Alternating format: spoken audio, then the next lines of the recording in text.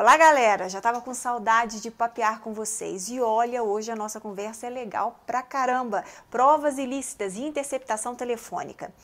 Ouvir a conversa dos outros e ainda compartilhar com a imprensa dá o que falar nesse país, sem dúvida nenhuma. Agora, se a interceptação telefônica for fruto de uma atitude responsável, não há dúvida que muito crime é esclarecido e punido com a ajuda desse procedimento.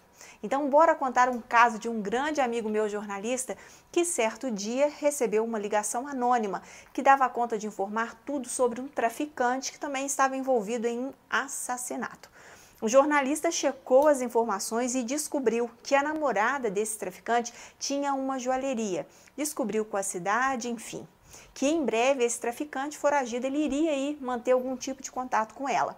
Então, o que ele fez? Ele compartilhou tudo o que sabia com o delegado, que teve a ideia de uma interceptação telefônica. E assim foi feito um requerimento para o juiz e o final dessa história eu te conto já já. Pessoal, caso a interceptação telefônica ela não seja feita à risca, ela será considerada uma prova ilícita e ela não vai poder embasar processo algum. Então, o que a gente precisa saber? Bom, há previsão constitucional para interceptação. Está lá no artigo 5º, inciso 12 da Constituição Federal. É inviolável o sigilo da correspondência e das comunicações telegráficas, de dados e das comunicações telefônicas, salvo no último caso, por ordem judicial, nas hipóteses e na forma que a lei estabelecer. Para fins de investigação criminal ou instrução processual penal.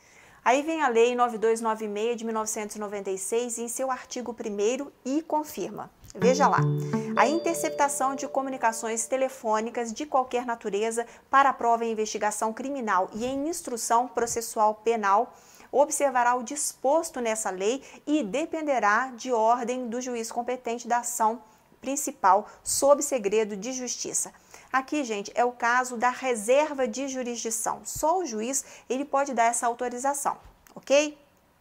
É legal vocês também saberem a diferença entre interceptação, gravação e escuta. Na interceptação, os envolvidos não sabem que a conversa está sendo captada por um terceiro. Na gravação, a captação da conversa é feita por um dos interlocutores. E na escuta, pelo menos um dos interlocutores está sabendo que a conversa está sendo captada por um terceiro. Então, são termos diferentes que às vezes a gente vê um bololô danado, né? Como se fosse tudo igual e não é. Outro ponto importante, a interceptação telefônica ela não poderá acontecer de forma alguma quando não houver indícios razoáveis de autoria ou participação em infração penal. Quer dizer, não tem certeza que é aquela pessoa, então não tem como pedir essa interceptação. Quando a prova puder ser feita por outros meios disponíveis, quando o fato investigado constituir infração penal punida com, no máximo, pena de detenção. Perceba que a interceptação ela deve ser feita no último caso mesmo. E ela só acontecerá se houver uma ordem judicial fundamentada, tá? Se para fins de investigação criminal ou instrução processual penal. E se houver também uma descrição clara do objeto da investigação. No inquérito, gente, a interceptação telefônica ela pode ser solicitada pelo delegado ou pelo Ministério Público, mas na ação penal, a interceptação telefônica ela só pode ser solicitada pelo Ministério Público. A lei autoriza que a interceptação telefônica ela seja determinada de ofício pelo juiz, sem a necessidade de pedido das partes. O prazo é de 15 dias, prorrogável quantas vezes forem necessárias, porque a lei ela não fala que essa prorrogação ela deve ser feita uma única vez.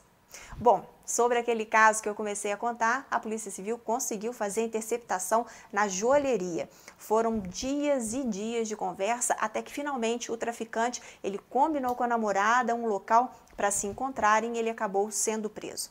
Meu amigo jornalista só pôde ter acesso aos diálogos, né, e divulgar a matéria depois de terminada a interceptação porque estava sob sigilo. Então apenas o delegado, o promotor e o juiz eles poderiam ter esse acesso aí sob pena de transformar, né, de tornar ilícita a prova e não poder ser utilizada. Então é isso, pessoal. Gostaram das dicas? A intenção é realmente contribuir. Semana que vem a gente vai entender uma das situações em que o condenado ele tem um bom comportamento, por exemplo, e aí ele pode sair da prisão bem antes de ter cumprido a pena pela qual ele foi condenado. Polêmico demais, né? Então não perca cenas do próximo capítulo. Até lá!